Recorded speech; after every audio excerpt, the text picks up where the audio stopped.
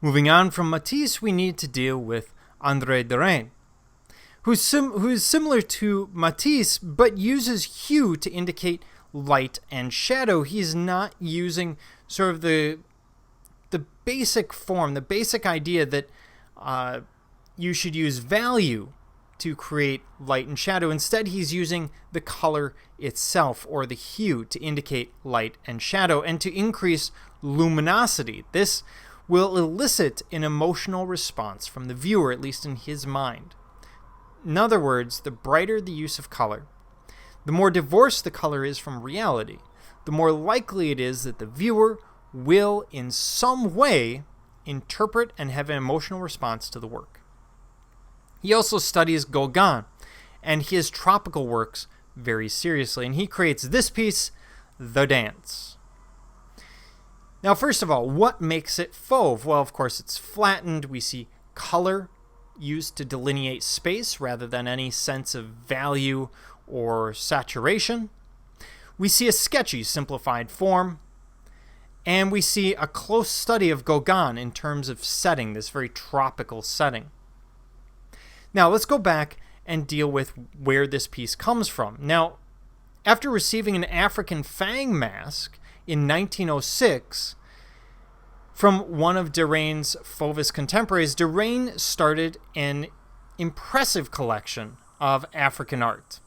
The Dance is an example of the African influence of Derain's African art collection. Now, something you need to understand, when these pieces are coming back, these masks or whatever it is, they don't really worry about what it was actually for. So in the African tradition, many of these masks would be used for a specific purpose, say a divination ritual or coming of age ritual, and then they would be disposed of. The reason is the magic only exists for that single use, and then it needs to be recreated for the next use. So they're picking up these masks, and basically we have the French walking around and others walking around Africa going, "Oh, oui, oui, this mask, this is fantastic." They don't actually know what it's for, though. So they put it in a museum where they bring it back to France and they say, "African mask," and here you go. There's no association.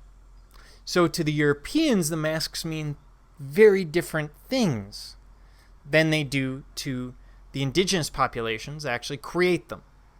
So whenever you see primitivism in the early 20th century, you have to keep in mind that disconnect between the Europeans and the indigenous reality.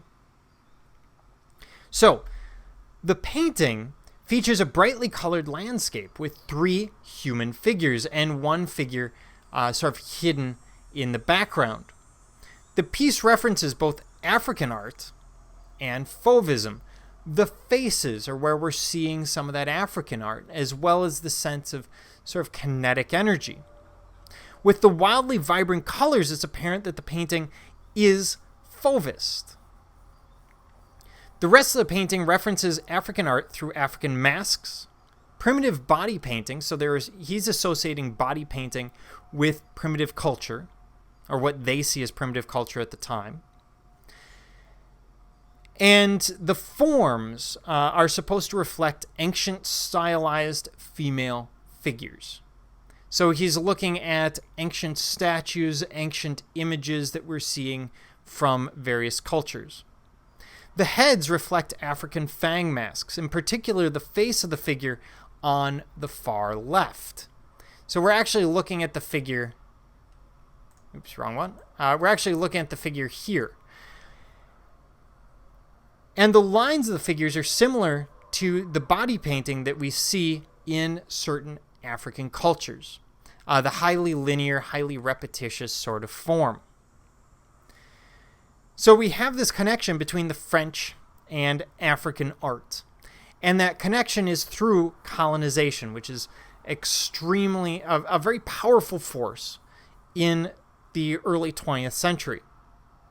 The lines in these figures and the snake reflect the roundness of, or what he sees as the roundness of ancient African female figurines. What he's probably looking at are one-off examples of pieces, and then he's making these broad conclusions from it. And again, connecting primitive to innocent, or happy, or sensual. Any of these can really apply. So it's an interesting piece. Some of the ideas that Derain is trying to get at, this return to the primitive form of humanity, as if civilization itself is what's making us particularly unhappy, and the best thing that we could do is return to our more primitive roots. You can also see throughout the piece this idea of divorcing color from reality. For example, we have this hand that has turned gold, giving us a sense of how good it is to dwell in unity with each other. Or the snake, which seems to be moving around and yet seems completely unthreatening and completely divorced from any other reality. Now, this follows really the same patterns that we saw in Woman with a Hat by Matisse, the first piece that we looked at. The difference is the composition. So whereas Matisse uses a very traditional sort of compositional form, everything is fairly realistic in Woman with a Hat, and he changes the color. By the time we get to Derain and Dance, what we see is something very different, where the composition is completely divorced, or starting to become divorced from reality. It has been overtly simplified and intentionally simplified to add to this emotion that the artist is trying to draw out of the viewer, and hoping that the use of these very non-representational colors, very bright colors, will draw the right emotional response